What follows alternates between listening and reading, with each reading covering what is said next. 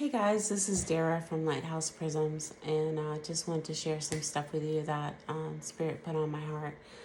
The other morning, I was waking up. As I was waking up, I heard the Divine say to me, "The time is now," and then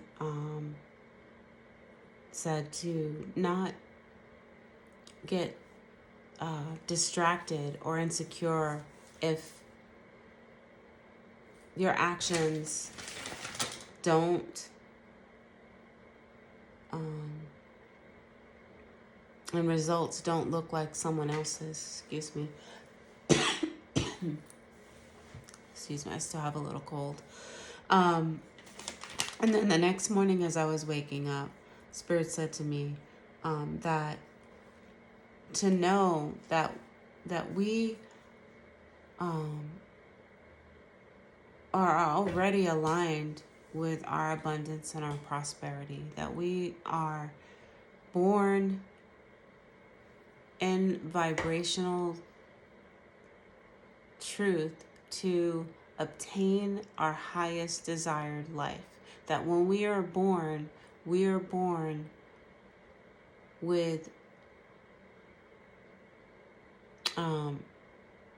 kind of like a compass to be our highest self. And there's so many influences in life that give static and that distract us. And from hearing that and from tuning in to our inner selves, our beacon, and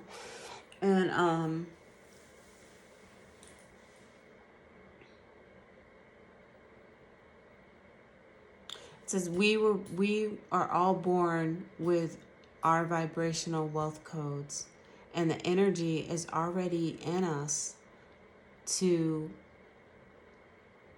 lead us there, and we don't need to look outside of ourselves.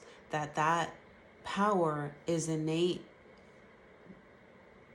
and we're born with it. We're born with that ability, and that any and all of us can attain that, and that there's such an abundance. There's enough for all of us to be wealthy, for all of us on this planet to live amazing lives, for all of us to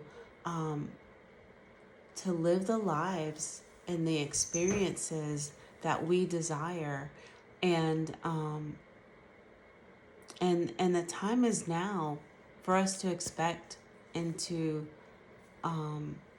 expect change. Like, what limits us from that ability, in part, is the amount of hatred that is spread in our society through religion, through politics, through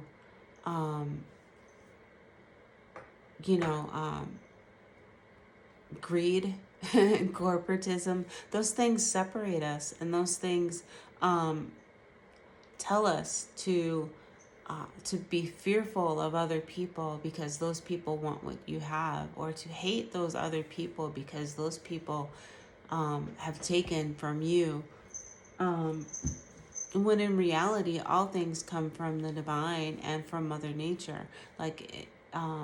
And we all have the same right to access it. And it shouldn't be that that we believe the lies that only a few are important enough to have everything. That we need middlemen. We need middlemen. We need Walmarts of the world.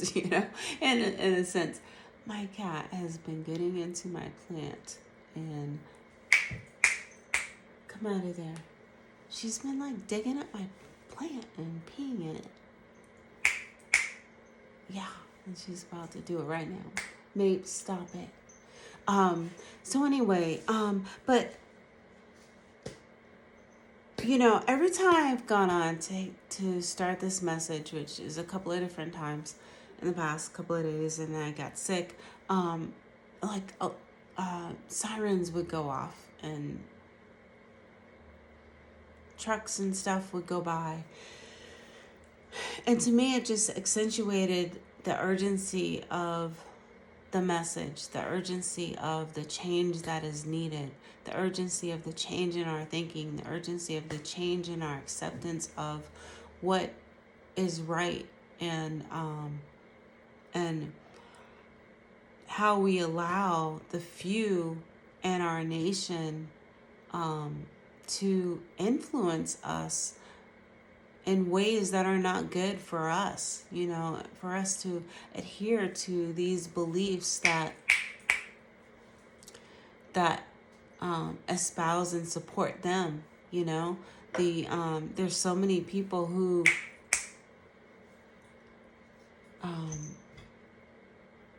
hate because of color. They hate, and they believe that they follow a white Jesus, and they're going to cleanse the earth. And that, I know may sound a little drastic, but that is reality. And that perspective is picking up a lot of traction in our country. That hatred, the vitriol, and people just feeling empowered to hate and empowered to go online and scare people, and oh,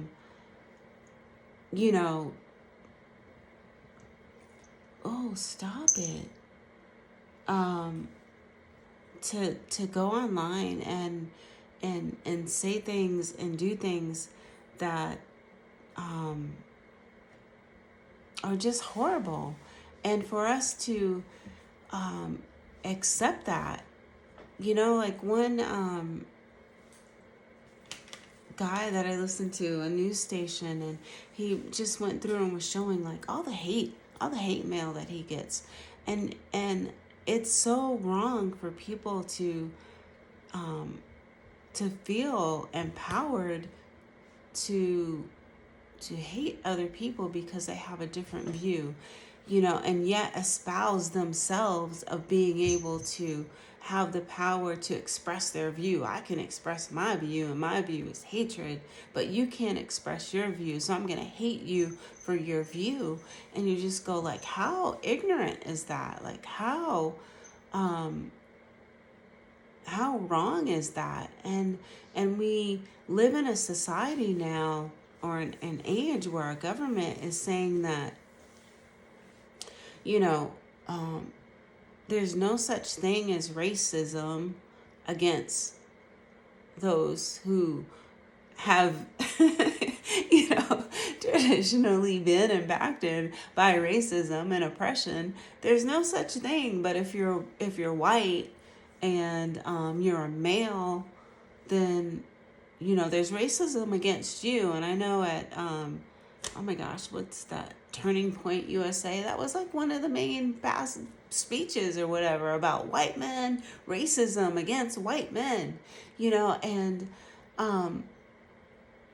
our corporate world, 86% of all corporate jobs, of corporate management, is by white men, right?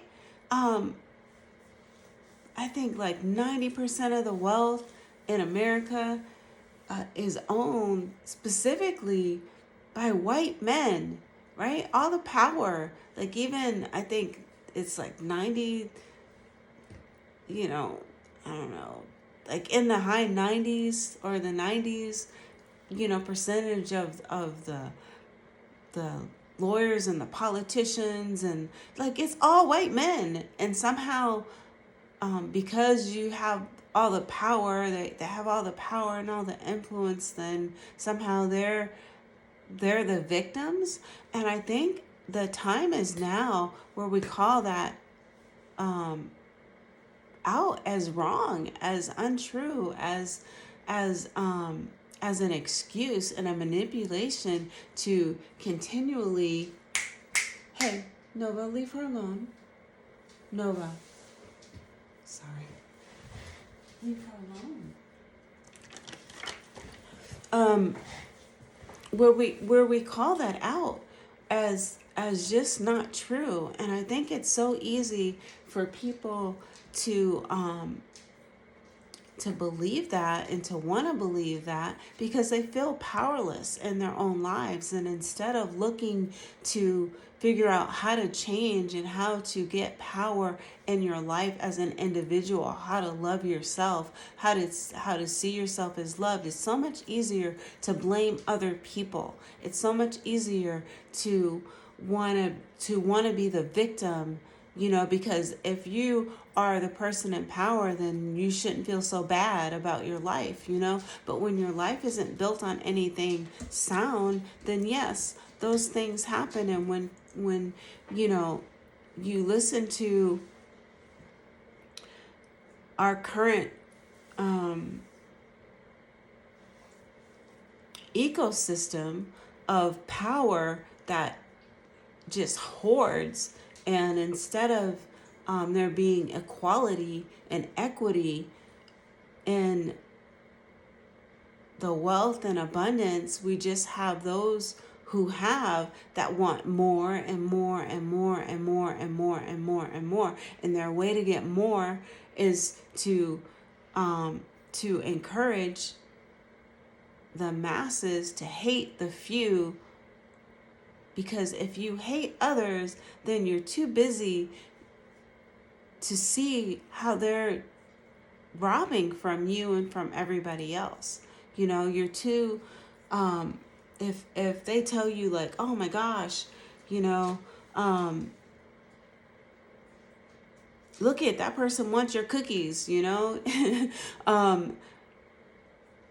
you can't see the fact that they may have given you 5 cookies, but they're stealing all your flour and your eggs and your resources, and it's such a backward system. It's such a backward system of equity in our nation, and some of it comes from the fact that we as a nation have never dealt with the atrocities that have been committed. We have never had any kind of restitution. We've never had any kind of any kind of righting of the wrongs of colonialism coming over here and stealing the land and stealing resources and killing off people and killing off our forefathers, and then enslaving, the brown Native Americans.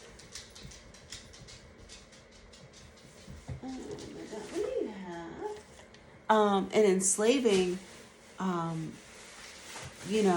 people, brown people from Africa, and enslaving, there's just so many atrocities, and all the wealth that was gained from free labor. And then instead of there being a point where that is acknowledged and that there has been restitution or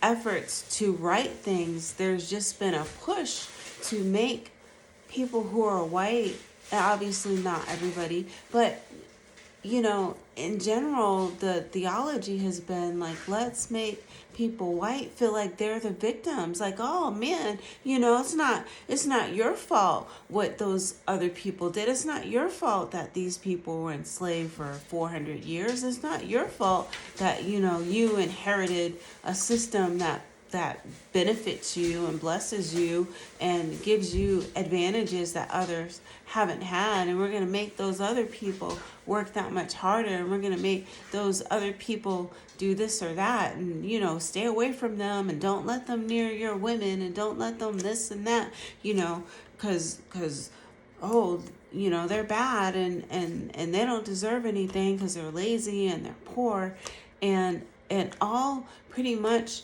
the philosophy and theology and and structures that teach you to hate those other people and to push those other people out because you don't want to lose anything, while the people on the few people on top are the people who are stealing everything from you.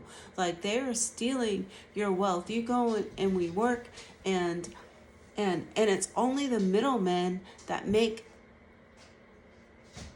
the most money, you know? I don't know. I just know that it is a time for change now, and it is a time. There cannot be true change without an acknowledgement of histories and things that go wrong, and a result of this is how blinded we get when we allow other people's agendas to impact how we see the world. And when we allow I just think of like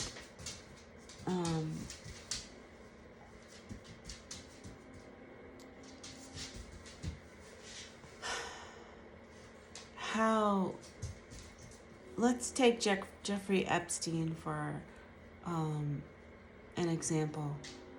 How, you know, he had charges brought against him over 10 years ago, beyond, even more than that.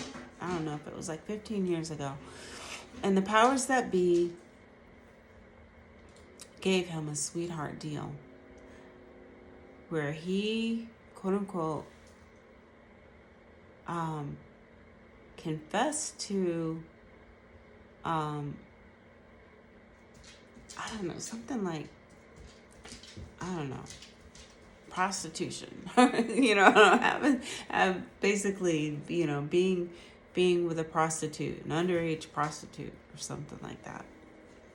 When the reality is that this man, not only this man, but there's a whole trafficking ring of people that have hurt so many young people. And it wasn't just women and girls that they prostituted boys and young men, and there was a whole ring. And the elite, they're politicians and wealthy families and corporations and have been a part of this, and they have known this, and they have hid it, they have protected it, they have participated in it, yet while telling everybody, you know, like, oh no, there's nothing to see here, go hate those people, because those people over there are really the problem. It's not us, we're not the problem, there's nothing going on here, you know. And there's been so much manipulation by the wealthy few who fight to keep their power, and who, in order to keep their power, they create hate amongst the general population of our nation, who really have just about everything in common. And yet you even see people who so often vote against their own interests and the interests of their family, because they think it's going to hurt somebody else. All these people who voted because they want, you know, they want people not on welfare, you know, because they think that it's Black and brown people on welfare, and they think, oh, those lazy people. But the reality is, you know, I think it's like 70% of people on welfare are white. And so if you're voting against it, you're voting most likely against your own family and your own friends and your own communities of people who are poor, who need help. And yet, because these politicians are able to manipulate people to fear and to hate and to point your finger. You think you're voting, you think you're hurting other people, when in reality you're hurting yourself. And I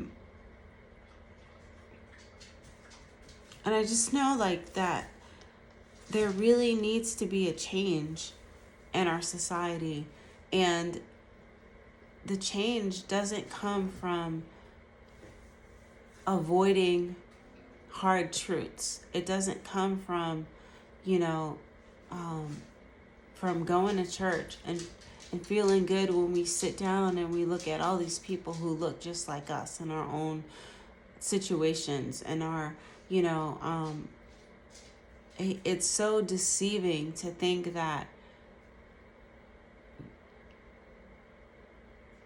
you're making good impact in the world when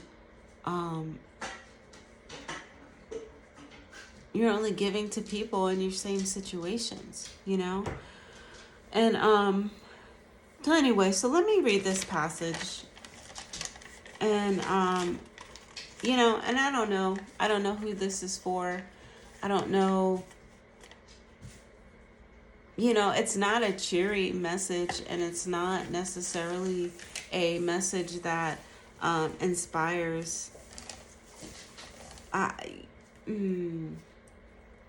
good feeling, although it could, because truth should instill good things.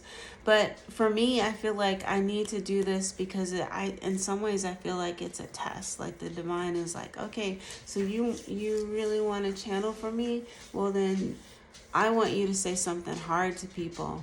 You know, I want you to call out the atrocities. I want you to call out just the vitriol and the, you know, just the nonsense that's going on in our country, where people are so they're so willing to allow young ones to be snuffed out by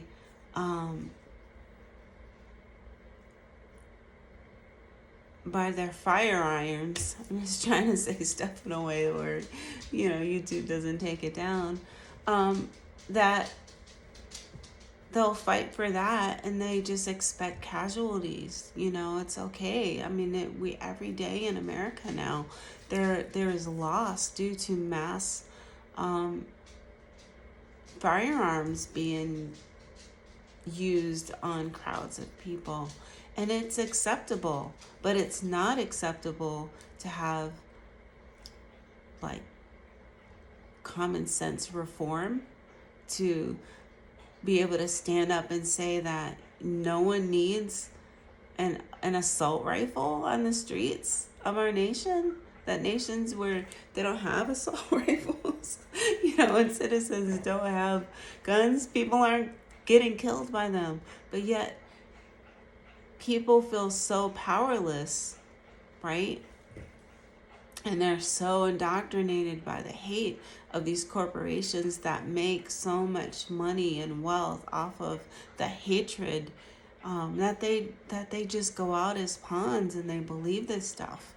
And yeah, there's nothing wrong with people having a rifle or, you know, or whatever, you know. I mean, there's nothing wrong with that, but we don't need assault rifles. We don't need those kind of things that destroy our nation, right? That a crazy person or a person who's not doing well can just go out and inflict so much harm. But life has so little value that people vote against life while they claim to love life, and they sit in their churches and claim to love God, but yet don't love man. And there's a passage in the Bible that says that if you don't love those who you see, there's no way that you can love the one that you don't see. Take it for however you want.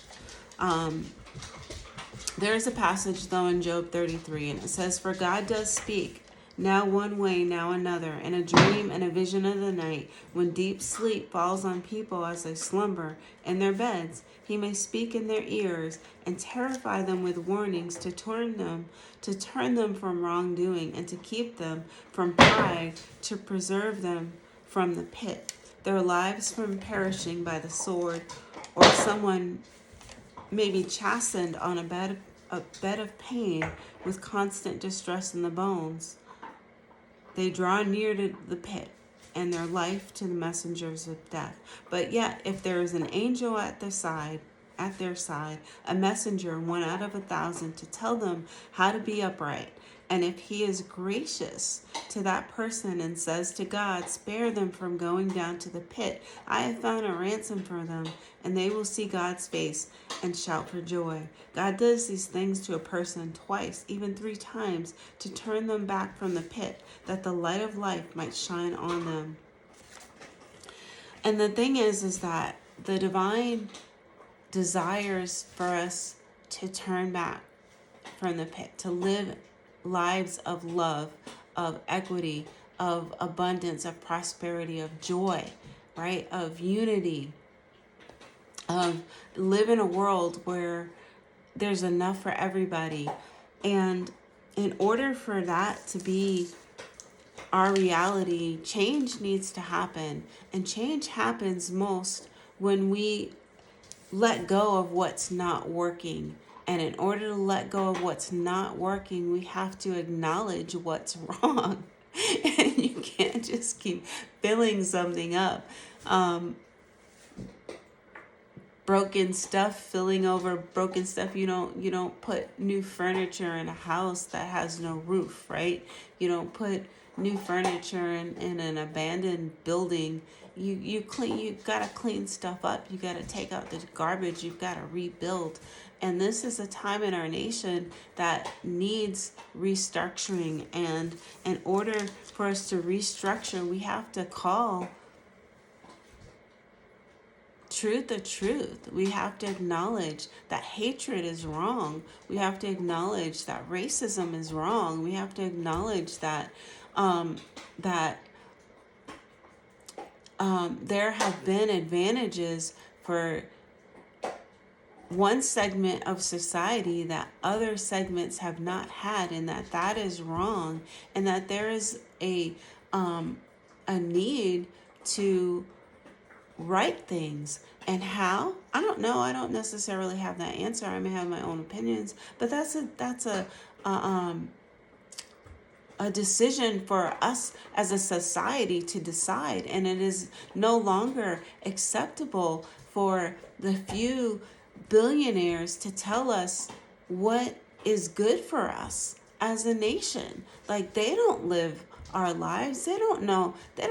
These people don't even balance budgets. Like, they don't need a budget. They got the money to buy whatever they want to buy.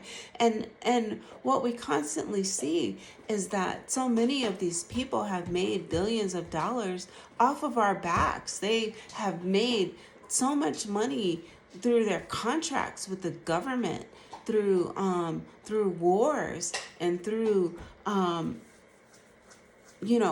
is a major money maker. But through supplying different things to the government, and so these people, it's okay for them to make so much wealth off of the government, but yet as an average citizen, we shouldn't have health care that's for everybody, that's paid for by the government, that health care is not a basic right.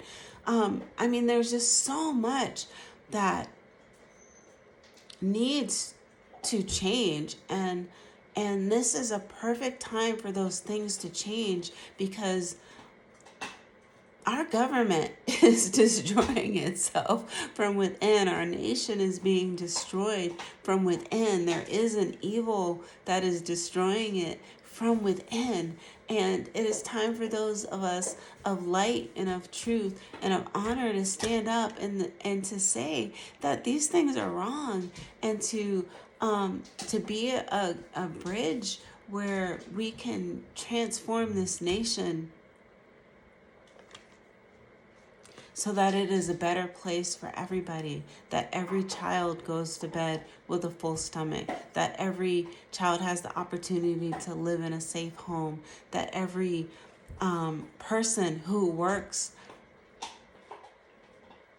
has enough money to pay their bills. It is crazy that, Bezos can buy a $450 million yacht or wedding or whatever it was, and yet not pay his people enough to live, enough to pay their bills. Like, it is absolutely crazy that there's so many people that support the hoarding of the wealthy and not meeting the needs of every citizen in our nation. And maybe this sounds like I'm preaching. I don't know. It probably does. Probably it sounds like a sermon. The point is, right, is that eventually there's going to be a reckoning. And for those who believe in the divine, who believe in God, who believe in Christianity, the rocks are crying out, and there will be a reckoning. There doesn't have to be, but there will be a reckoning if things do not change. And we are currently in a situation where, because we have allowed so much injustice to go on in our nation and our prison systems and our and the foster care system and our churches and our schools and our communities, and we continually allow ourselves to be redirected from the truth of things, that there's going to be a reckoning, and we can stop it by standing up for what is right and what is true, for holding elected leaders accountable to doing their jobs. We elect officials to go in and stand for the rights of the people. We do not elect them to go in and stand up for rights of corporations. We elect them to do what is right and what is best for us, for our families, for our friends, for our communities, so that we have clean drinking water, so that we have food that doesn't poison us. We have food on our shelves in America that's not sold in other parts of the world because there's poisons in it, right? And why are there poisons in our food? Because corporations that make money off of these products have more power than individual persons who end up buying this stuff. And it is a time that we come together as a nation and say that we no longer accept these manipulations. We no longer accept these things. We no longer accept for pharmaceuticals to kill off our people, and for them to continue, for those families who knowingly put drugs into our families' hands to have them become addicts and overdose and kill themselves, and they continue to reap the benefits of that and to keep the trillions of dollars that they bought with blood. That is blood money. It's blood money, and they get to keep it while we continue to suffer. This is a time, the divine says the time is now, that there needs to be change in our country. And when we look at this whole Jeffrey Epstein thing and just the atrocities, and it's not just him. It is not just him. It was never just him. I mean, it's so stupid for anybody to think that it's just him. It's absurd that, just one man has sexually abused thousands and thousands of women only for his own pleasure. Like, that's absurd. Like, he may have, but there are plenty of other people that, lots of other people, elites and foreign leaders, and that have been a part of this racket. And it is our children, and in actuality, the majority, at least that we're aware of the people that he and those of the elite have taken advantage and harmed and hurt, and the children. You see all the pictures of him with children, okay? They're white, okay? There should be an outrage, since, you know, the time is now. The time is now for change. The time is now for us to unify and to no longer accept injustices in our nation, for anybody, for our elderly, for our children, for our young women, our young boys. You know, it's time for us to face the fact that, you know, I think it maybe was Carl, what's his name? Tucker, you know, at I don't know, whatever their turning point or whatever, was talking about just the racism of the white man. Not that he is racist, but that he is subject to racism, that he's been so hurt. The white man has been so hurt, you know, and you know, he's been so abused by racism.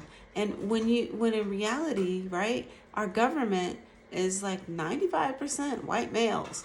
Our businesses and the leadership, the management, and the owners and leaders of our companies, you know, it's like 80% white males. The wealth in our nation, like 99% white males. Like, how in the heck are white males subject to racism when you own everything and you have all the power, and you, I don't know, it makes no sense. But, you know, there are those who will hear that and they're like, yeah, and they support that, and they support it with hate and with division and with ignorance. And I'm just saying, now is a time for us to stand up and to say that this is wrong, that it makes no sense. You know, what is it? 97% of, or even more, of people who inflict harm with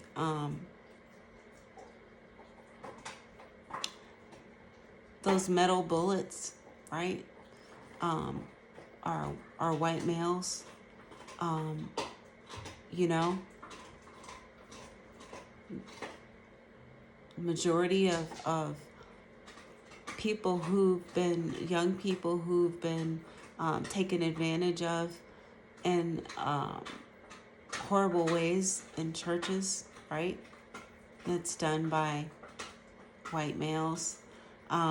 There's so many atrocities that we look through history, and I've got great friends. I'm not a hater. But I'm just saying, let's look at reality. Okay, let's look and see, and when we look and we see, and we acknowledge truth, then things can change. But as long as we hide the truth and we deflect and we look at other things, there will never be any change. And we are currently at a point in our society where things are getting so bad and we are being destroyed from within.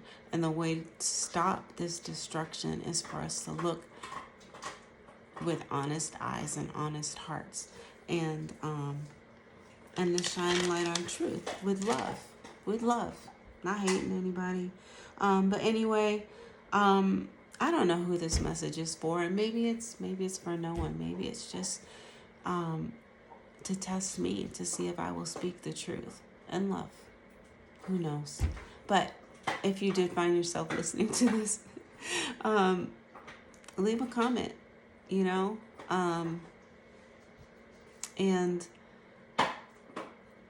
you know that I love you. The divine loves you. And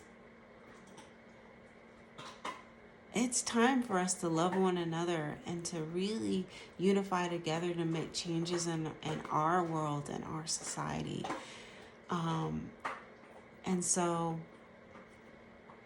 thank you. Thank you for listening. Thank you for sharing this time with me. Drop a comment, hit the like button. Let me know what you think. I don't know where we'll go with this, but God put this on my heart. And so I needed to express it. So anyway, much love.